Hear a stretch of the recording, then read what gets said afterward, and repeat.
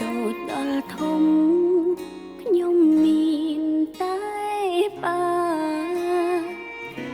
ចិញ្ចឹមបីបាច់ថ្នាក់ធ្នមរក្សាជីវិតកំពីខ្វាំងភាពកក់ក្ដៅមិនដែលមាន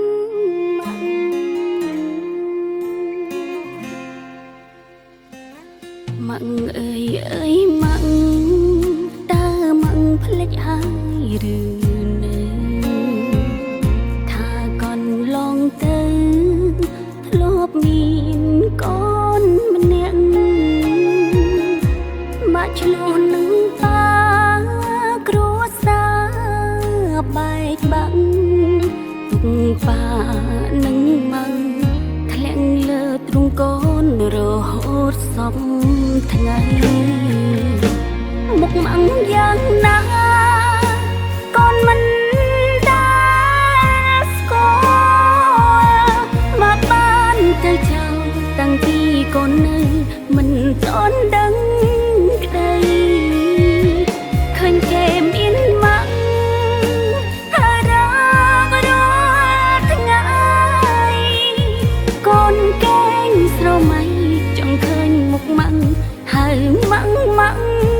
ផងម៉ាក់អើយម៉ាក់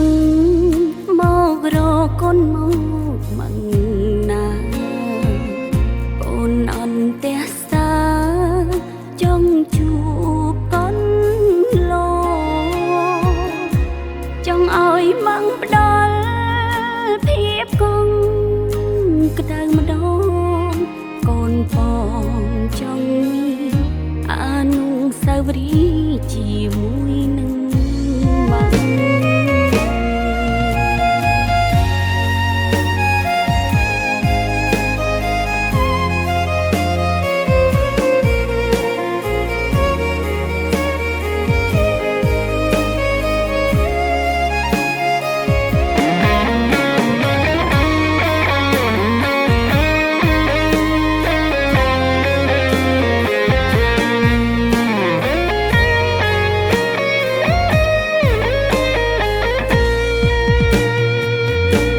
មុខម៉ាំងយ៉ាងណា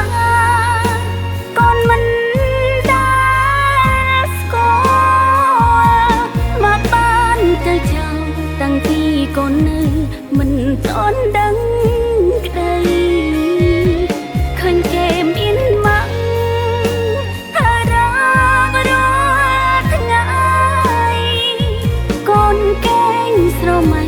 ចង់ឃើញមុខម៉ាក់ហើយម៉ាក់ផងម៉ាក់អើយម៉ាក់